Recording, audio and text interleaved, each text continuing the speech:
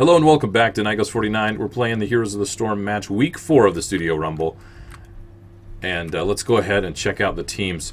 The red team we have The Sims 5 with Fallen Legend on Malfurion, Messiah on Count Kael'thas.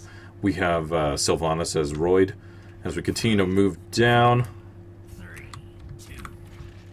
we have Vala here with Hell Fury and Entitled on Muradin. I will try very hard not to get Malfurion and Muradin mixed up. Now in Ubisoft Montreal, the blue team, we have Grigby here on Jaina. Nitro's playing the Butcher. Open Eyes will be playing Leoric with the Lumberjack skin. We have Norwina playing Arthas. And then one more, Leoric will be played by Miskenite. Usually, just so you know, the tactic here is you pick one lane, usually at the top, and most of the team will go down in that lane and ward them off and try to actually push the entirety of the lane and knock down a couple of towers, getting that 400 extra XP per tower and getting the advantage before going into the mines. Butcher's going in. He's doing a ton of damage as he brands Sylvanas and takes her down. That's the first blood today in this week 4 match. It's amazing. Arthas going in on Kael'thas and locking him down. Kael'thas needs to be very careful. They're obviously focusing him down quite a bit. Leoric's going to have a hard time actually holding these guys off with Hell Fury and Entitled here pushing away. Butcher's doing exactly what he needs to do. Butcher is so much fun to play in this regard, where he can go in, charge, stun, do tons of damage. He used his Q to actually slow down Muradin and almost got a kill there. Almost got 2 kills with the coordination of his team. So good coordination from Ubisoft Montreal and good coordination from The Sims 5. Now remember, with The Sims 5 is on the red team, Ubisoft Montreal is on the blue team. And I am like 99% sure I actually got that right this time around. So last match I did not. My apologies. Nitro's just sitting here. He's just waiting. Look at him. He's got that special skin for the Butcher. Pretty awesome.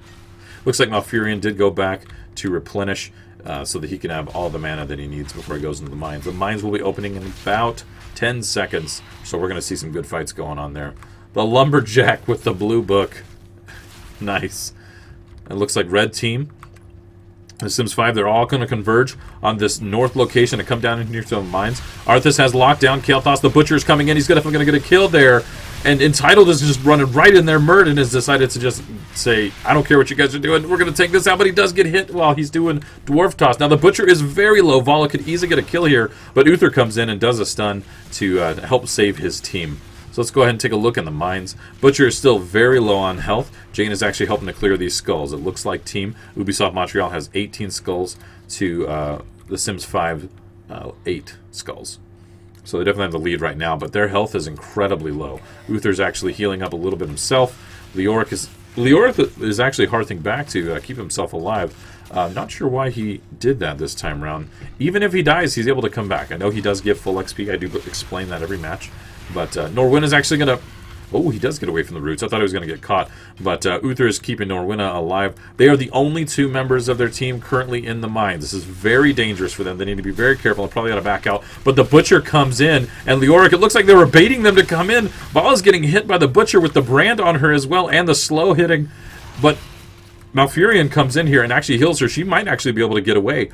And that's the thing, if you can get far enough away from the Butcher, he's completely ineffective. And we saw that right there, but he did a ton of damage to Vala. She has to be very, very careful. Malfurion only heals over time, and doesn't do the big ones. And Butcher's going in again. He's definitely going to get a kill that time, but they're taking a ton of damage with Kael'thas, using Living Bomb to just continually wreck that team.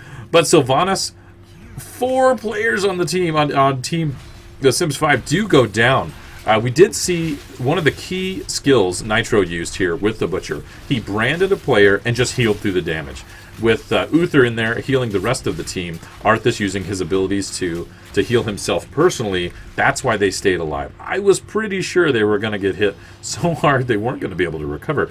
And it looks like, okay, they got all the skulls, very good. But the Butcher was able to self-heal and the team worked together. This team comp is kind of scary, to be honest. Uther and Malfurion, they're probably just going to trade back and forth. The 2 healers, the supports, they're not going to do much. Look at that Lumberjack, and it's okay. Hell Fury comes in here. Vala's going to do a little bit of damage, pushing back, but 5 team members are here. Kael'thas almost got Uther with the crowd control ability with Graviton. What is it? Graviton Lapse. There we go. My apologies for not knowing that right off. All right, the golems are starting to spawn. Red team has a strength 24 golem. and blue team has a strength 76, so significantly stronger, more powerful, going to be very difficult to take down. The Sims 5, their best bet at this point is to come over here to the camps and actually get these camps while this is pushing, so that they can actually defend against us, which they did. Now, their timing is slightly off. If they would have waited a little bit longer, and they would have had these siege minions fighting behind the line and not taking any damage. And then now we see Ubisoft Montreal focusing down the mercenaries so that they cannot take damage. They're supporting their golem pushing in here. They're doing quite a bit of damage. We do see Kael'thas doing a lot of AoE damage, but Uther's keeping the team healed up. The Butcher goes in and just melts Sylvanas. The chaos ensues. Now, the Butcher needs to be very, very careful. He is squishy. If he is caught out of position, he will be taken down very easily. And they're probably going to be able to take down this fort. Nitro is still low again. He does brand Kael'thas, but he is crowd controls and taken down. So Kael'thas does go down, and the Butcher goes down as well. So he wasn't able to keep himself alive. They need to be very careful. And Muradin is taken down with the stun of Uther and the follow-up from Leoric. Very good teamwork on these players. I'm going to go ahead and keep the stats up here. It's going to be a little easier than going through the talents this time around. And it looks like Jane has decided to push in. This golem is so strong. A first phase golem this strong is actually very interesting that they've decided to stick with it and not split push, but it's definitely paying off. Now, the one thing we do need to remember is Team Ubisoft Montreal almost has their ultimate talents, and Team The Sims 5, they're defending, so they can go back and forth very easily, heal up, and they just have to be very careful. There we go. We see Leoric using his little ghost walk to head out of there. Uther's healing up the minions so they can do a little bit extra push. And we do see that the Sims 5 golem didn't even break through the wall, but it did take down one tower with the help of a friendly teammate there. They did grab the siege camp as that was pushing in the top lane. We do have a ping here in the middle. So they employed the timing that I was saying before, where they came down here. Where is it? There it is. They got this siege camp while the golem was pushing, and the golem just took tons of damage. The siege minions came up here, they stayed behind the wall, and they did a lot of damage. So that's kind of the tactic right there. Now, Muradin is very low. The Butcher's going in really deep. Is he going to be able to survive under here? He is crowd controlled and taking a lot of damage. So Kael'thas essentially saved him, but Uther goes for the ability that stuns everyone. There we go. Divine Storm. There we go. Thank you. I apologize for not remembering what that is. Keep in mind, I'm a little ill. I'm a little out of it. I apologize. But someone did go for, it looks like Malfurion went for Mule, and the Mule here was actually healing up this fort, which is a really good talent to have when you're going back and forth between different teammates. Now, they actually pulled back, and if Malfurion has the micro, which doesn't take too much to micro that, but if he has it, he can just keep putting the Mule down here, healing it up, and negating that push to an extent.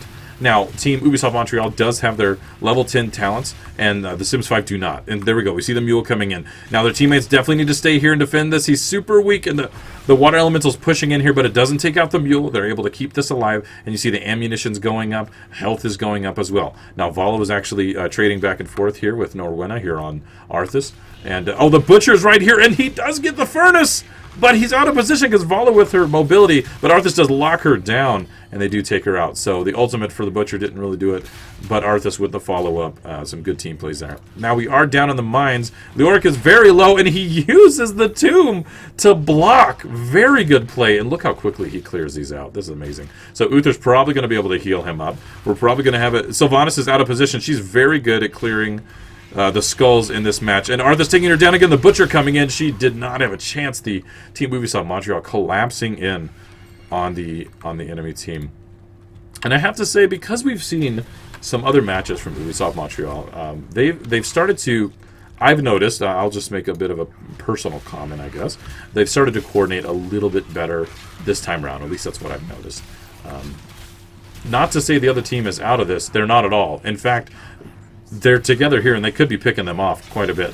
But it looks like the 64-36 Golem is going to be in the favor of Ubisoft Montreal again. The Butcher is coming in here on Kael'thas, but I don't think he's going to be able to take him down as long as he's careful. Yeah, he actually does a lot of damage. Muradin is taken down. Really, he sacrificed himself to allow Kael'thas and Malfurion to get away.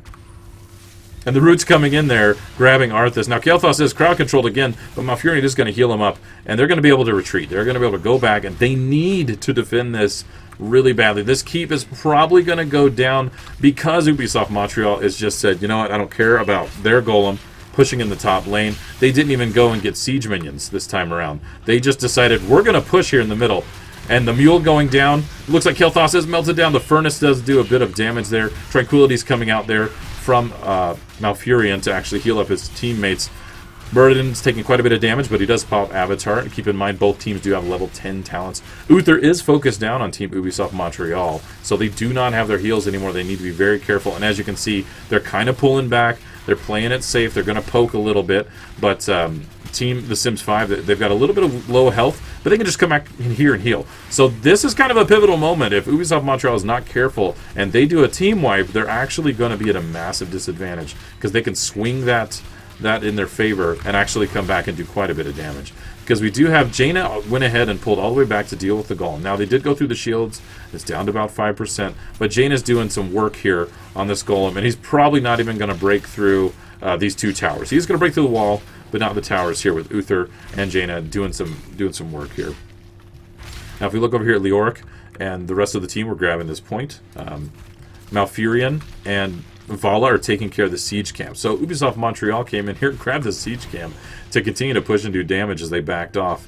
But that was taken care of very easily. And there we go. They're painting they're painting the town. They're painting the map blue and trying to do as much damage all over the map as they can. They've already backed up. They're going to deal with this wave. Kael'thas has come back here to deal with anything else that actually pushed in. And so both teams have kind of hit a bit of a lull and a reset where they're waiting for the skulls to spawn again. Malfurion going back to get some mana. And this is where team fights are going to come into play. Jaina's hidden. I'm waiting for the Butcher. I'm waiting for Nitro to come in here and just do his little sneakiness where he just sits off to the side. In fact, where is he? Oh, he's a little behind over here. Probably coming up and going to do some nasty damage. Now Sylvanas is way out of position. She needs to be back really far. And Uther comes in with the stun. And Leoric tries to lock it down, but you see he does hit his ability again to get that to go away. Kael'thas is taken down. It looks like this keep's probably going to fall with Arthas zoning out the Muradin here on the team. Now it looks like Malfurion and Vala are going to actually come up from the bottom lane and defend this top lane push. Excuse me. Now, they are focusing Uther. They know that he heals, and so every time that he kind of pushes forward, they start to focus him down. If you watch his health, his go down first. Now, they did push it, and now they're backing off again because they're probably waiting for the skulls to actually respawn. And so they want to put a little bit of pressure on Team The Sims 5, and then probably go back and get ready for the mines. Mines are going to open in another 20 seconds. Let's see, Uther's going to come down here at the bottom, help deal with this wave. But the majority of the team, it looks like Arthas went back to heal, but the majority of the team's waiting in the bush for some crazy shenanigans. But look, they're going to check. Oh, and the furnace is coming out, and it's going to take out Kael'thas, do lots of damage to Vala. That was a very good play. Sylvanas is out of position again. She's going to use the Banshees to get away, and she does get far enough away. But look at Leoric. He uses the Ghost Walk to catch up to her with Tranquility coming out from Malfurion. He's trying to heal her up, but she does get out of the circle and takes extra damage. And Tidal does go down on Muradin, and Uther's trying to be focused here again. It looks like 3 members of the team, The Sims 5, are taken down on that push. So a really good gank just waiting here. And it looks almost like Uther went down to the bottom lane just to show himself to bait out the other team. And they thought, you know what, the team split up. They're going to try to push lanes before the skulls spawn, and it seemed to work. I don't know if that's exactly their thought process there, but it kind of looked like that to me. So Butcher and Jaina come down here clearing some skulls. They already have 62. Team The Sims 5. The one thing that they need to do is they need to come in here and push this boss. They need to push this main golem because this guy is worth 30. Now it looks like the catapults are actually coming in and pushing this bottom lane, so they are forced to defend. And only shield damage there, nothing major. They've only taken 5% damage to the core. But it looks like Team Ubisoft Montreal is going to have a level 100 golem, which Team The Sims 5 is going to have an extremely hard time defending against this. But they're all here. They're ready to go. And this is going to be a very interesting match. Now, they've already cleared out the waves. We don't see any other waves anywhere close They did get a siege camp down here to push the bottom to actually help hold up the enemy team's minions, which was a really good call. But they've got to deal with this golem. There's just nothing else for them to do. And Ubisoft Montreal needs to definitely defend these catapults. These catapults do a deceiving amount of damage, and they're doing a very good job of protecting them. Now it looks like we've got as much damage as they can muster coming out here. Look at the health on that golem. We got Phoenix coming down. Sylvanas has melted down with the furnace. The Butcher's taking a ton of damage, and so is Leoric. But Murden comes in here with Avatar, focusing down Jaina and takes her out. So they're focusing more on the team fights, knowing the golem is there. But if they don't take out the team, they're not going to win this for sure. And Vala's actually able to move back. Murden's taking a ton of damage, and Arthas does take him down. The core is down to 30%, and I don't think they're going to be able to come back from this, guys. Looks like week 4 of match between Ubisoft Montreal and The Sims 5 comes down to a victory for Ubisoft Montreal. We'll go into the summary screen. We'll check out the different stats, check out the talents that they decided to go with, kind of pick this apart a little bit. Fantastic game from both teams. I love good matches like this. I really do. It's pretty awesome. So blue team, we've got Ubisoft Montreal. Let's go ahead and take a look at team kills and overall stats. They did get 23 kills to 3 on Team The Sims 5. I would attribute that to a lot of coordination and sneakiness from the Butcher. He did quite a bit of attack damage, and that's not to negate or lessen anything else that anybody else did, but there's some really good plays by every single member of the team. The Butcher coming in at good times. Uther had some fantastic heals and good stuns to lock him down. Arthas was locking down enemies left and right, and Jaina was just sitting in the back doing what she needed to do, which was sitting in the back line and doing damage. Leoric had some very good walls. Okay, can we all just notice for a second here that Leoric had 0 deaths? That's almost unheard of. He was very careful with himself. Usually Leoric's just kind of zerg and go in and have a lot of deaths. Like, that's very interesting to me. Now, let's go ahead and take a look here. So for blue team, Ubisoft Montreal, Uther did 32,000 for healing. Malfurion did 17.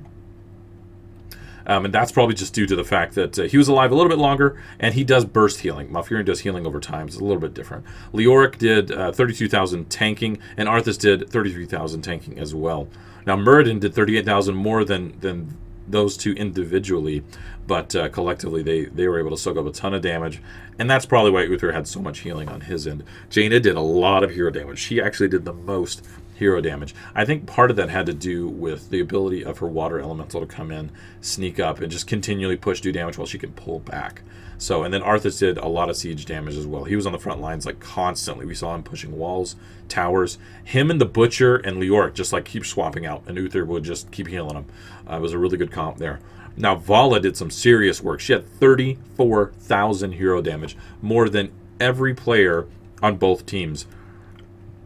So she was doing work left and right, and Malfurion did a great job of keeping his teammates alive as well. He had some very clutch roots as well. When they were being chased, he would throw them down. He grabbed several players with them a lot of the time. So Fallen Legends did a fantastic job of doing some crowd control. Sylvanas was able to clear waves very quickly. So in those first couple matches, and thank you, Mr. Lobo. He just sent me a message. He said he appreciated the cast. So thank you, sir. And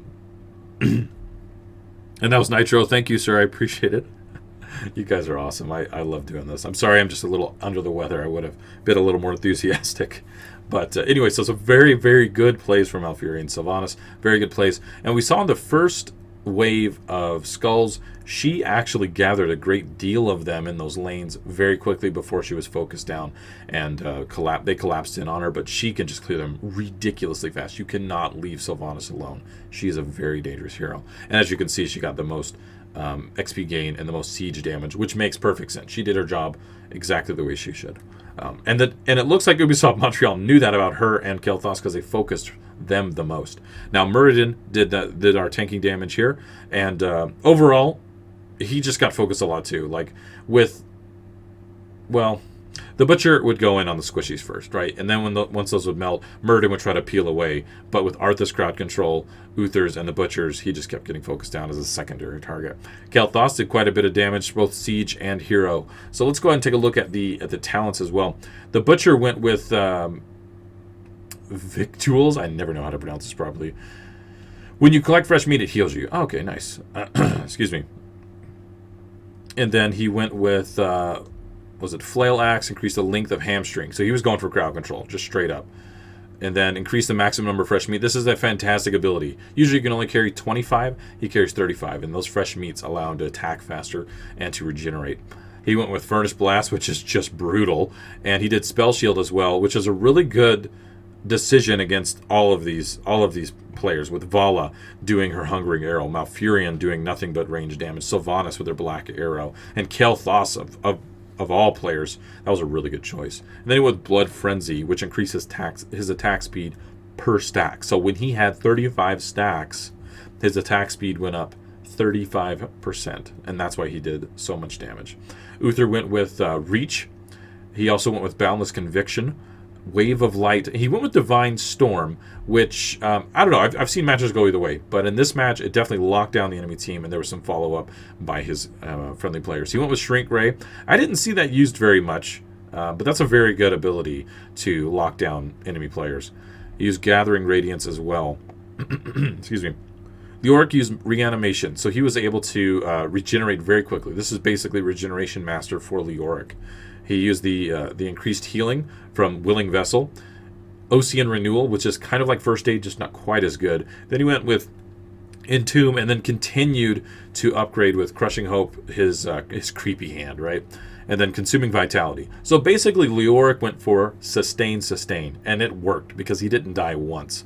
And so he went for regeneration and gathering health as he killed minions. So every time he cleared a wave, he would gather even more health. So Uther didn't have to heal him as much, which is, I was wondering during the match why Uther was avoiding healing him. He would heal other players first, and that's because Leoric was doing his own regeneration.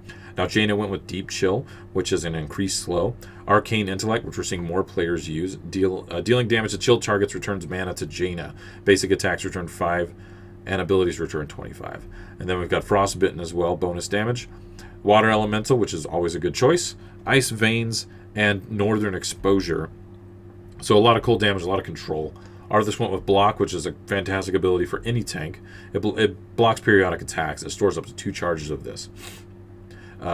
Frozen Waste, Frozen Tempest mana cost reduced by 3 per second. So he was able to keep that active and going for a lot longer with it not costing as much. Rune Tap, every 3rd basic attack heals you for 3%. So he went for Sustain as well. And then Army of the Dead. Now the thing with Army of the Dead is he could summon them and then use them to heal himself. So him and Leoric both went for Sustain builds. And then Biting Cold increases the range of Frost Tempest, and Stone Skin allowed him to have a little more sustain. And then as we go to team The Sims 5, Vala went for Rancor. Each hatred stack increases attack speed. She went for Vampiric Assault to give herself some sustain. She went for Repeating Arrow. The cooldown of Hungering Arrow resets Vault, Reign of Vengeance, and Giant Killer. So, and we saw all of these in action. We saw her sustaining herself and not dying as much as she could have.